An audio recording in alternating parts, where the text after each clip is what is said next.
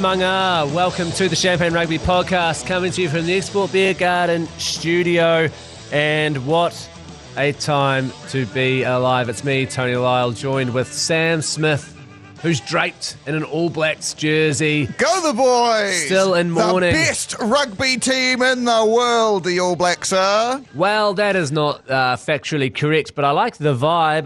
We're here to take a look. You just sounded so depressed at the beginning. I thought I needed to lift the mood a little bit. You're doing all right, buddy? I started with an umanga. I thought that was very positive. But it normally is, but you said it like, umanga. You know why I'm depressed, Sam? Is because the All Blacks got the shit kicked out of them for 80 entire minutes at Twickenham by the Springboks, who we beat not too long ago. And so we were thinking to ourselves, well, this should be good. This should be a good test just before the whole World Cup starts, which is next weekend. Our last outing, we go over to England and go, let's have a good old-fashioned toe-to-toe. We put on basically our best team minus a couple of people, and they pulled down our pants and they yanked on our wang from between our legs behind us and humiliated us. Is that humiliating? Yeah, you know, Seems kind of fun. If you're at high school and you're standing like in the lockers and someone like down trails you, reaches through and goes, ho, ho, ho, ho, ho, and like gives you a couple of pumps. See, I did more like music and drama stuff, so we didn't really do that. I know you were a bit of a sports guy, so is that what happened? Well, yeah, but it also happened just in like form room. Just, the teachers would get in on it. Lunchtime. Yeah, the teachers would occasionally, give you a wang, a little honk. No, they never Blenheim's did. a great place to grow up. I would like to retract that. A teacher has never honked my wang that I know of, unless I've repressed that memory. It's not a sort of situation. This is the thing, Tony Lyall. I am fine with us losing this game. Not an issue for me at all. It is good to get a loss out of the way. It means we are not looked at as this supreme team to overtake anymore. Everyone's like, we're going to go into the All Blacks. They're easy to beat. Like, South Africa beats them by 28 points. So we're just going to waltz in there. We're going to score 9,000 tries and we're going to win. And then we're like, wait a minute. We're actually the best team in the world and we're just faking it. We're pretending to be worse than we are. And we're going to come in there and we're going to win the Rugby World Cup. It's in the bag, boys. Lock it down. Bet the house on it. Well, is that the vibe you genuinely got, though? I got the vibe of a team who was kind of smashed up front and then out of ideas because they were being out-muscled. It reminded me to a scary extent of the 2019 semi-final against England, where we were smashed up front, and because we were on the back foot, the backs were like, I don't know what to do. And it had that exact same vibe to me. Do you reckon that South Africa's going to do the same thing and just bring in a full replacement front pack? Yeah, well, they had seven forward replacements. 7 forwards and one back on the bench. I've heard people be like, this should be banned. And I'm like, no, it's a tactic. It's a tactic. If it doesn't come off, you're a maniac. Like if you have 2 injuries in the back line, you're like, I guess you got Quagga Smith who could go out into the back line. But very soon you've got Dwayne Van Meulen like running at second 5 and the big Trev up there at first 5. You can't do it if the wheels fall off. Unfortunately, we were unable to get the wheels off. We should have, from the very beginning, just be targeting like their backs, like assault, just fully breaking their legs. And the other thing as well, in this game, we had 9,000 cards. Yeah, it was tough. It was a tough watch. We were commentating here on the ACC, and I think within the first 4 minutes, there were 4 penalties. Within the first 15 minutes, there was 10 penalties. The refs really came to say, hey, who's the star of the show? It's not the players. It's not the skills. It's me. And I've got a real issue with this. The very first scrum of the game, 45 seconds in, he blows a full arm penalty for the player on the opposite side of the scrum for putting his hand down. And to me, that is like just the worst thing you can possibly do because, first of all, he wasn't on that side of the scrum, so couldn't see it happening. Secondly, he's putting his hand down because something has happened. He's not just going, something's boring on him. It's the first scrum. Give them a chance just to reset, go, all right, guys, that's not good enough. Let's have another go at it. They've got to warm up. They can't just be expected to go straight into it. And no one knows what the fuck is going on in these scrums anyway. So if that was the final minute of the Rugby World Cup final and the ref's like, penalty, and they decide the World Cup final by it, I feel like people are just like, well, rugby as a sport is not worth me watching it because it's an absolute shit show and a shambles. And it's a real shame. I think it's really cool that refs, like famously, people say that they're blind. I think it's fantastic that they can somehow look over a scrum and around a corner to see a hand being put down. I think that's a really big shout out to refs. Good on you guys. Well done. Presumably he got a call from the touch saying hand out on the side. What? But to go full arm, you're like, come on, man. It is crazy. And early in the game as well, like it's whenever you see, sometimes you see those games where like someone gets red carded back when people would be off for the entire rest of the game in like the 8th minute, and you're like, well, what the hell? Like, this whole rest of the game is Australia Wales in 2011. 2015? I also think, and this is a departure from any sort of rule, and I've never heard anything say this, but I think there should be 2 tiers of yellow card. I think that if you get a yellow card for what is essentially a team infringement, so too many penalties in an area, and then you're the person who gets the yellow card, I don't think that yellow card should hold on for then if you get a second yellow card. I think it should be a team yellow card, but you are the person who's getting it. Yeah. And team yellow cards shouldn't count to a red because Scott Barrett got effed. Well, yeah, he did get a bit effed. The second clean out on the ground, you see about 100 of those a game, but just because his was a bit out in the open, he got TMO'd. The TMO was like, I've got to get in here the entire game and got him right out of there. And because he'd had that team infringement in the first 14 minutes, he had a red card, which is just, it's not worth it for him. He hasn't done 2 horrific things wrong. Yeah. He's been the cumulative result of the team, and then he's done a bit of a dog act. But hey, everyone does that. There's about 10 of them in the game. That's the rule of rugby. That's what you're meant to do. If there's someone on the ground around the ball, you clear them out. Yeah. He didn't hit him in the head. Yeah. He did like literally nothing wrong. I think, is it even a penalty? Probably a penalty. It'll be a penalty. But I mean, not a yellow that leads to a red. I thought it was a dog. We do have some of those beautiful highlights here for you. So if you want to sit back, take a listen to one of the toughest games that I've ever had to call. Now, Mini Thor. It's a try, surely. No, it is. It's a try. A nice step there from Geordie. Oh no, Aronson. This is all over. Try time. Springboks. Oh, what a try. And here comes Khaleesi on the blind. It's going to be a try to Malcolm Marks. Here we go. The Springboks. They are in early doors in the first half at Twickers. Here goes Roygar. This is more like it. Go, you young thing. Yes. Go, boy. Finish it. Go, yes, Cam. Here, Cam. Score it. Range. Yeah. You deserve it. Yeah. Roygar with a worldie. What a try. And really great to hear my contribution there, which is me going, oh, yes, Cam, roid rage. So, just remember when you are listening to the commentary, I have a massive value add to the team. I forgot that you were there. Yeah. It was thank you for your contribution to the. Hey man, colour commentary, and geez, if I didn't add colour. Speaking of colour, Cam Roygaard, what a sensational contribution. We've been talking about him all season, haven't we? He's a big boy. He's a good boy. Yeah, he's a nice boy. Okay, is he a nice boy? I mean, you're very boy heavy in your sort of. Well, he is. Have you seen him? He's like 12 years old. But he's pretty damn good at rugby. He can run pretty fast. And he can have 9 people tackle him, and he can still score a try. There's a photo going around online at the moment of him present day and him maybe, I think it's only like 3 years ago, but obviously he's a young fella and he looks like a baby in the first one, but he's doing sort of the same pass move, which is very cool. And he's obviously hit the gym. I'd say the feedback from the coaches is like, mate, you're good, but you are an infant. And so he's hit the gym and he's ripped to shit now. And it really paid off. What a run. I would say... I hope that he's actually taking roids. That would be cool. Well, I hope that if he's doing it in a way that you can't find out about. You can take different things that cover it all up. Like there must be. You definitely can. Like I'm from the medical world. Cam Roygaard, if you're listening and you want some steroids, I can get you sorted out. I know the things to cover them up with. I'll help you, my friend. I mean, surely they've thought about this. Well, you think that, but then Lance Armstrong got away with it for like 19 years. No, that's what I'm saying, is that they would have thought about the fact you can't cover it up adequately. See, they're looking for specific proteins, but what you do is you just find a reason to have that protein as well. Oh yeah, yeah. So you just say, I've got to take it. I eat a very heavy mescaline diet, and then that's the thing that's got them that they're looking for. You're just eating a lot of mescaline, like the bag salad. Yeah, that's right. And I accidentally ate the bag, and that's why there's little bits of plastic in me as well, and that's why I'm not on anabolic steroids. Oh, yeah, I mean, that does make sense. And sometimes you do eat a little bit of the bag. Yeah. When you do peel it, you might be like, disgusting stuff. Don't you hate it when you're eating an ice cream and you accidentally eat the little like paper thing that they put outside the cone?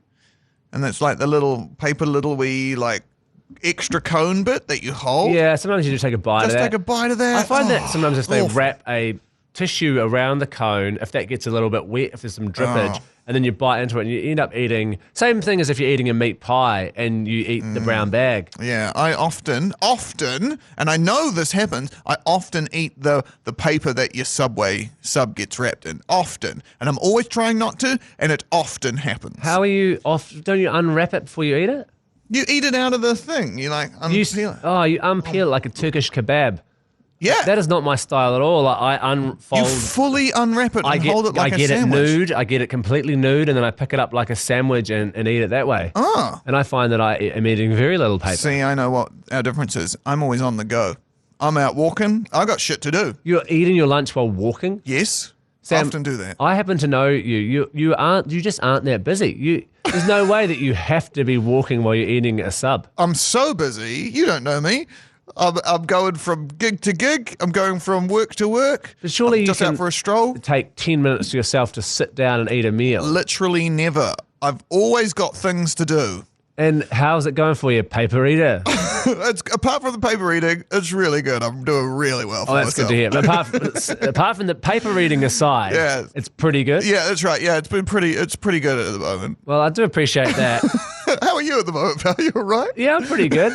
I mean, I've got time enough to sit down and eat a meal. I suppose you have a desk job though, right? Yep, I often eat a sandwich at my desk, yep, that's sort of right. shoveling it in while I'm hoovering into some YouTube videos. Yeah, nice. Sort of my vibe. I'm not strutting around the streets of Auckland. I got to get from place to place. I'm a busy man. And remember, if you see Sam out there eating a sub while he's walking, feel free to yell abuse. Yeah, please yell out, "Stop eating the paper, you freak!" That would be. Imagine if one person yelled that at you. That would be a delight. Well, this is my thing. My thing in life is to try and get people to sing "It's in the Bag, Boys" at a rugby game. And so far, the song's out there. People are loving it. I'm getting great comments back on the YouTubes and the feedbacks. And but yet to hear it at a game. So if you do, please sing "It's in the bag, boys. It's in the bag," and that'll make my day. Is that the whole singable bit? You just want people just to be chanting, "It's in the bag, boys. It's in the bag." Yeah, that's my whole aim in life. But there's no context around that. What do you mean? Well, it's in the bag, boys. What are they? You could sing it at any sports game, as long as it's with boys.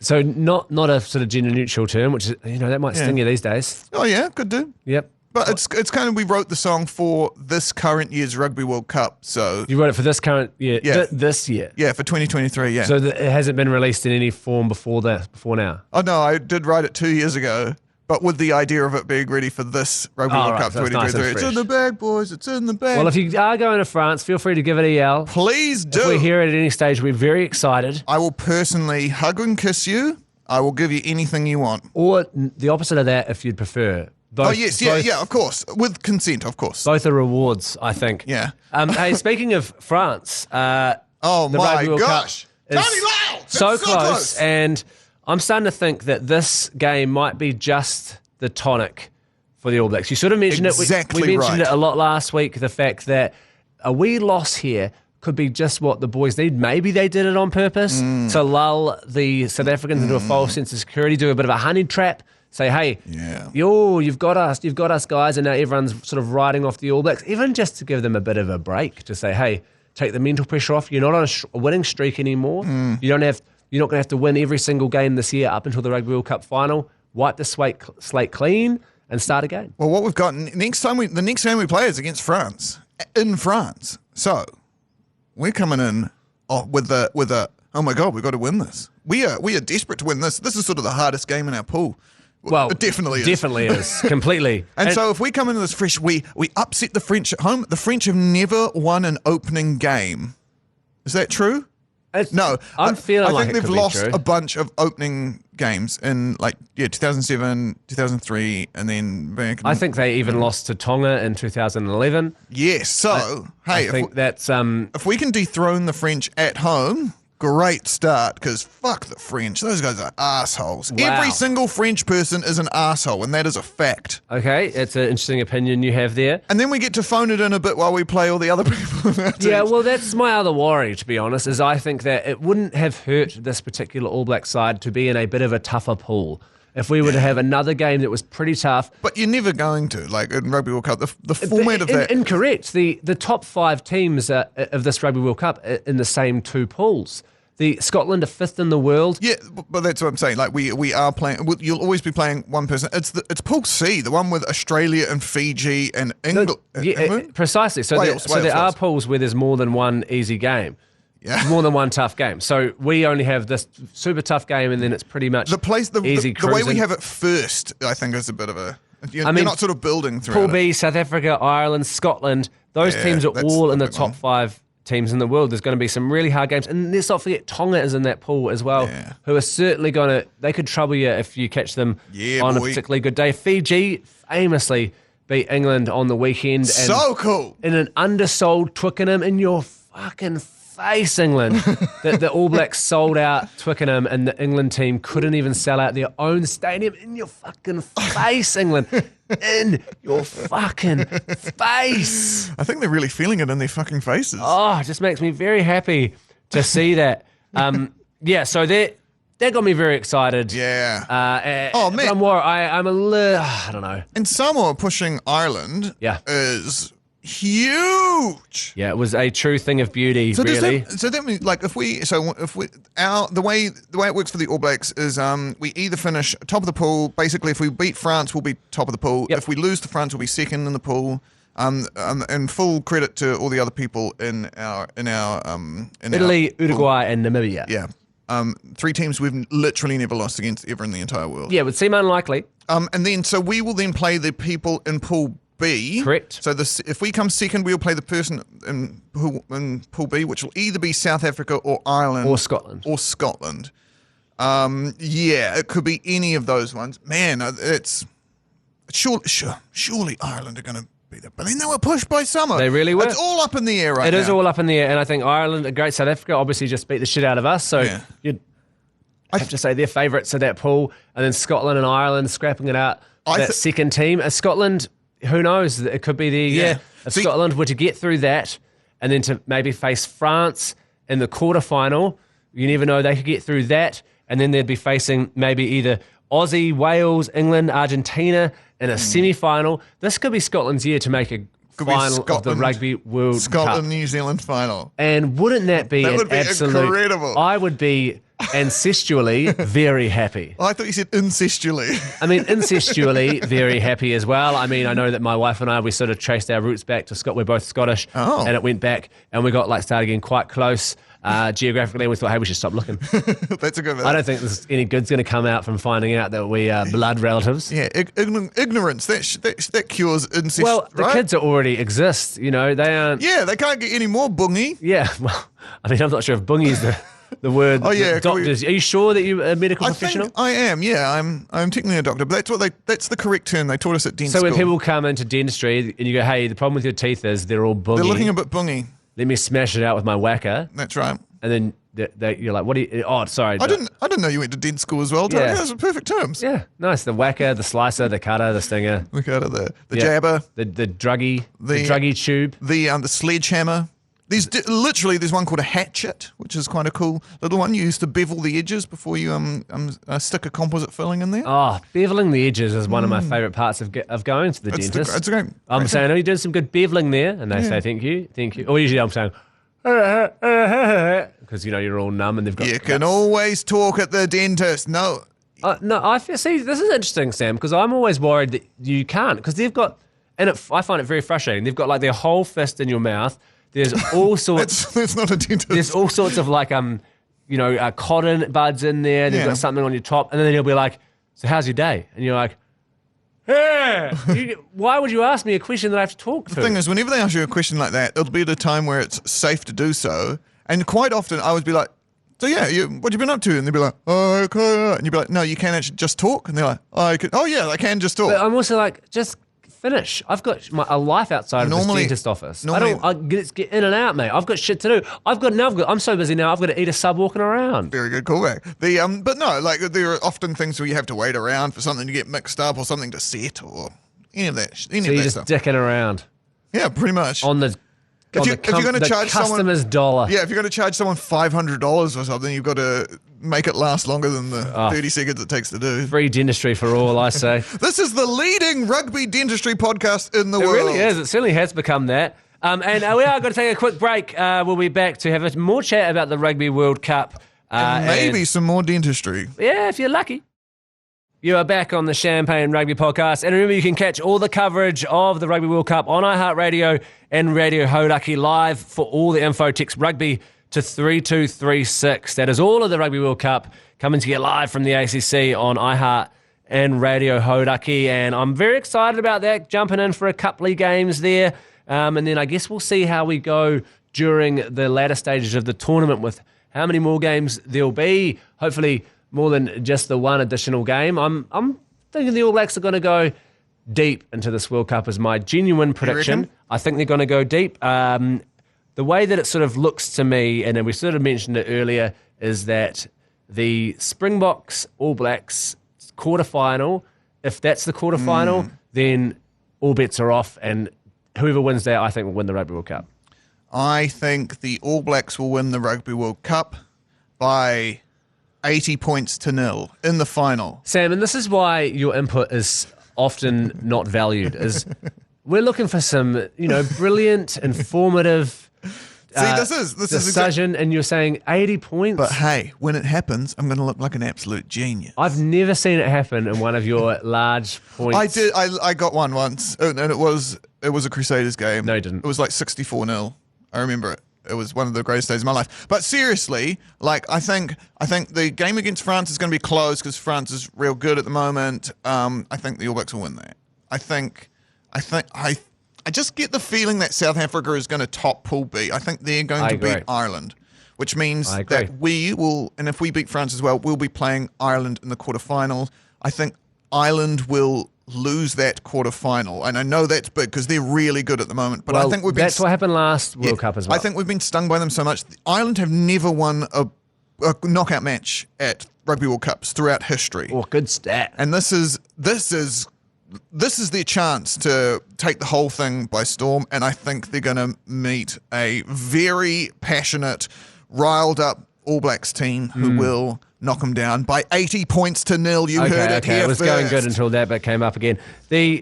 So no chance of Scotland sneaking in there? Well, no, I feel like they're so unlucky because this is the highest rank they've ever been in the world, Scotland. In the world. And they're great. Finn Russell's great. The whole team's great. I just think they've got it at such a tough time when also South Africa's great and also Ireland is great.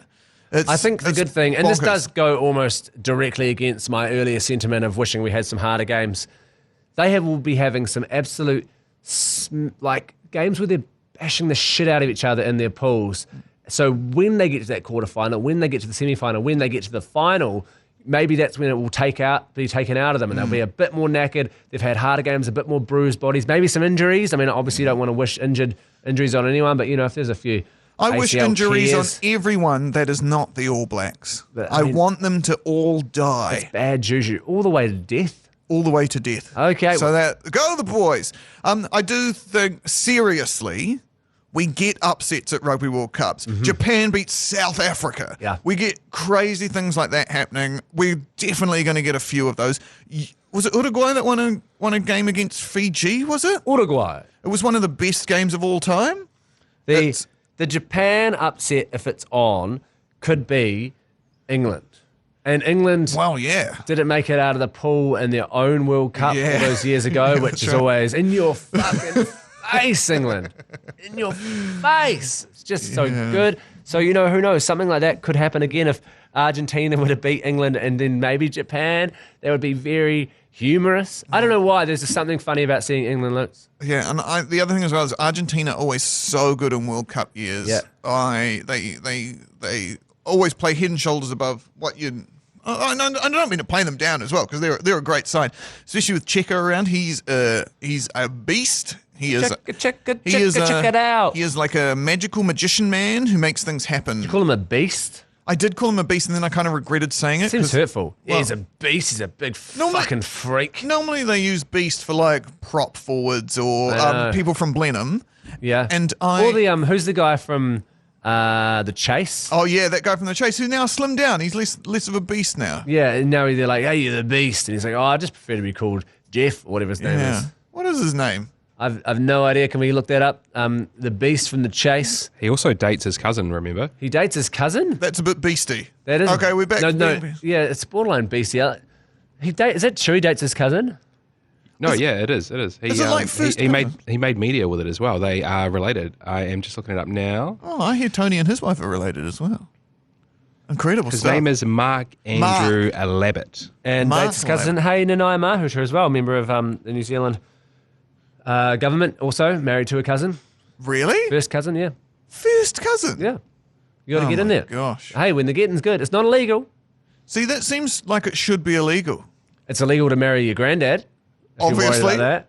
See, I think it'll be weird because they're both dead, but also it's just a strange call. Like, Yeah, I mean, it'd be hard to get your granddad's dad's permission to marry him because Yeah. he's also He obviously dead. died, yeah. So you're Yeah, like, he's well, I amazing. can't get your dad. And also, you are dead too.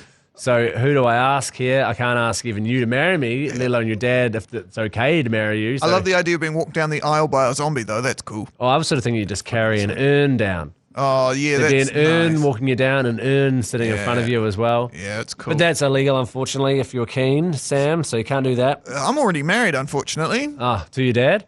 I wish. My dad's awesome. Yeah. He's real strong. He could fight your dad.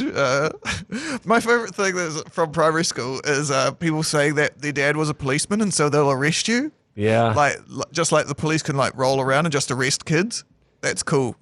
I think They should introduce that. I think the police can roll around arresting kids if only they bloody get them some harsher punishment these days. Am I right? Yeah, I will vote for whichever party announces that policemen can arrest the enemies of their children.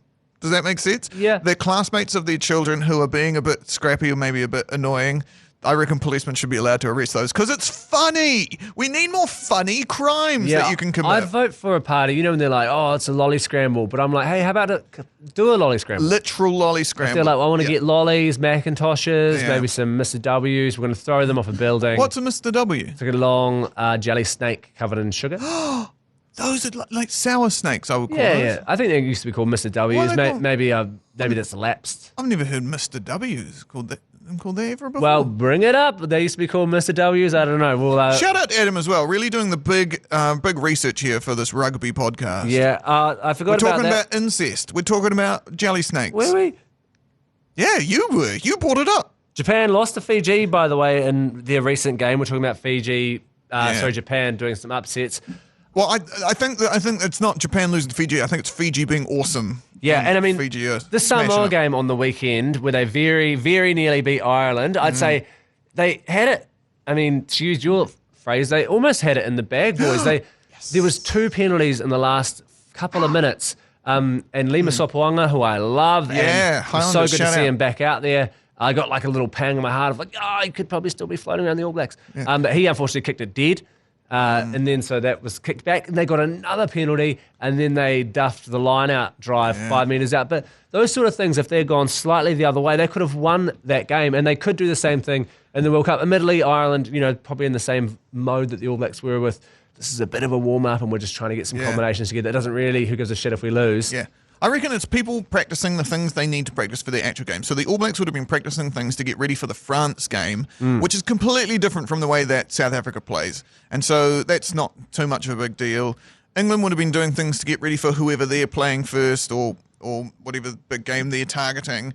And then they lose to Fiji, which is hilarious. Yeah, very funny as well to see Australia lose to France by quite a margin, 41-17. I mean, it's less than us. But afterwards, the Tongan Thor came out and said, yeah, we wanted to keep some things hidden from the World Cup. We didn't want to show everyone everything we had. And I thought to myself, you've been doing a lot of hiding this year. You haven't won a game. I mean, you've been getting a lot of hidings.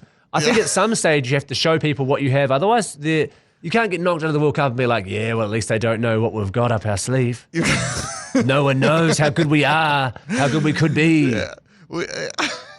It's a crazy idea to go, nah. We were just, we didn't want to show you. There's such an extra tactical aspect to all this, eh? It's like you don't want to reveal your true self. It's almost like you're in the great television show The Traitors, and you don't really want to reveal how deadly you are, so you pretend to be a wimpy young man. Yeah, I haven't seen it, Sam's, but I'll take your word for this, all right? Oh, Traitors, really good. Yeah, I can understand there probably is an element of that there are probably some set moves and tactics, game plans that you're like, we actually aren't going to do it this week, but we've been training it, we've got them up our sleeves.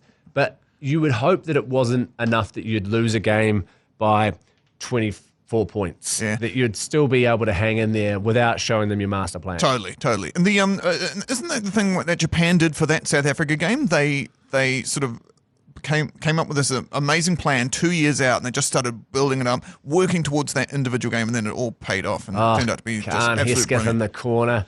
What is it, Miracle of Brighton or something like that? It was amazing. It was incredible, and the fact that and that's totally what these coaches are doing. They're targeting these games, and is that what Fozzie's been doing, or is he absolutely clueless? He's already leaving. He knows he's out the door.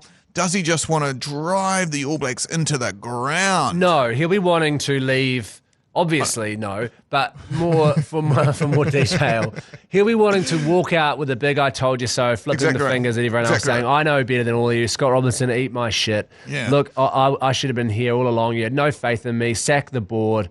Get rid of everyone." Which would all be pretty funny. Yeah. I'll be here for some of that action. I've always had Ian Foster's back. I think he's pretty good. I think we all should have his back until anything bad happens, and then burn him. I think as well. Maybe not go that far. I almost actually want to go the opposite and say, guys, we've got to take it easy. Remember, the Rugby World Cup, we're very passionate about the Rugby World Cup, and so we should be. We love our rugby team.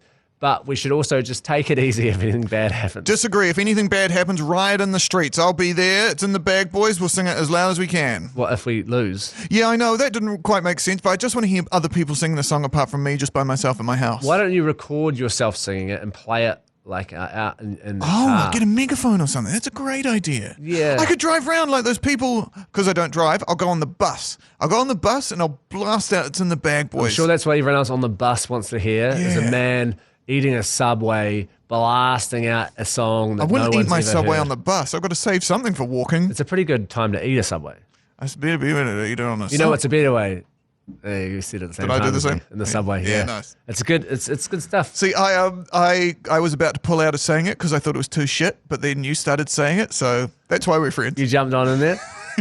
That's good. That's what you want. This is nice. It's actually how I found out. I may have told the story on this very podcast, but who knows? So I'll just tell it again. That's how I found out we lost the 2007 Rugby World Cup final. But it was in the morning, on a Sunday morning, and we had Sky had planned on waking up and watching the replay because we had a massive night the night before. And I woke up and heard smashing on the street, on Castle Street in Dunedin. Heard people going, smash, bang, and I instantly was like, oh, he must have lost. Yeah, so I lived on Dundas Street in the same city. Isn't that nice? We lived in the same city. So close together. And like literally those streets intersected. And my flatmate Nathan Kenny, and just with like 3 minutes to go, he went and took the recycling out, which was weird. That was his way of dealing with the stress. They immediately, after the game, played Always Look on the Bright Side of Life, which I thought was a funny way to look at it. But as everyone went outside, you just heard, fuck this, and it just echoed all around Dunedin. Echoed around North Dunedin. I went to a 21st at Gardy's that very day, and it actually was quite a healing process. Everyone had beers. We sort of talked about it. Shout out Gardy's as and well. And at one RIP. stage, I got up onto the stage at Gardy's, got the microphone, and led everyone at the 21st in a stirring rendition of the New Zealand national anthem. And that was our way of getting over it. And I remember it worked. Afterwards, we all felt good again. We're like, okay, it's fine. We processed it. There was a flat across from me, and to get excited for the World Cup, they had all gone out, the whole flat. I think there must have been 2 or 3 of them, so about 15 or 16 lads, and they'd all got a haircut of a player in the team. Incredible. So in the New Zealand team, they'd just gone and got that player's exact haircut. I always remember a big, tall, white, lanky fellow had the Jerry Collins. So dyed the top of his hair, peroxide blonde, very funny stuff. And that's what I'm looking forward to, some of those shenanigans that go along with the Rugby World Cup. People getting behind the team, because there's been a bit of distractions. The FIFA Women's World Cup was incredible, but that's over now, and I think we can transition and start looking towards the Rugby World Cup and really getting fucking excited for it. Yeah, and don't worry, because the Traitors would have finished by then as well. I think it finishes next. That's on Tuesday night. It's sort of irrelevant in this context. So you watch that, and then you're like, cool, and then it's full-blown rugby time after that. So on a Tuesday night at 8:30 p.m. Yep, then you switch. That's the switch into till rugby Saturday time. morning. All the games are on. It's sort of 7:15. Yeah. And again, you can watch all those on your TV and tune in Radio Hodaki or iHeartRadio, the AC channel, and get them to time out. I'm sure there'll be some sort of snazzy way that AC head G-Lane will have thought of to get them to sync up. I don't know what that is, but he will suss something out. He's a clever guy, and he can get them just perfect and get amongst some of those games. Oh, it's next Saturday. It's so soon. It's so exciting. It's next Saturday. Oh man. And France, you know, we've had issues with France. Rainbow Warrior. Rutawa Atoll. Bikini Atoll. Bikini Bottom. Jacques Chirac. Joan of Arc. Asterix. Obelix. Napoleon. Eiffel Tower. Yep. Surrendering to Hitler. L'escargot. L'escargot. If you are in France, please yell out L'escargot. It doesn't really mean anything though, does it? Well, escargot is snails, and I think le means the, so it's like you're saying the snails. I understand. And it also sounds like lesh go. I always remember seeing it's real clever. There's a car that's called maybe a escargot, but it's like, escargot, but it looks like a snail. Escargot, and I always remember thinking good. the guy who designed that must have been like, absolute genius. I've done a great job here, the old escargot. Yeah. Anyway, that's neither here nor there. That game, I think we can leave it there, Sam, because I'm excited for it. Can't I'm all wait. juiced up. That's 2 Saturdays away. Come back next week. We'll be joined by James McConey from France. He's in itself. France. He's down there. He's in the trenches. He's going to be wearing a striped shirt, a beret. He's going to have onions around his neck. He's going to be saying l'escargot. He's going to be like catcalling the women skunks. He'll be doing all sorts of that French shit. That was Pepe Le Pew. Pepe Le Pew, that absolute scoundrel. Really good. So we'll be back, but until then, jump online, follow Sam Smith on Instagram. At Sam Smith Comedy, go the boys! Yeah, It's in the Tony bag, Lyall. boys. You'll find me there as well, and we will catch you next week. Go Love the you. boys.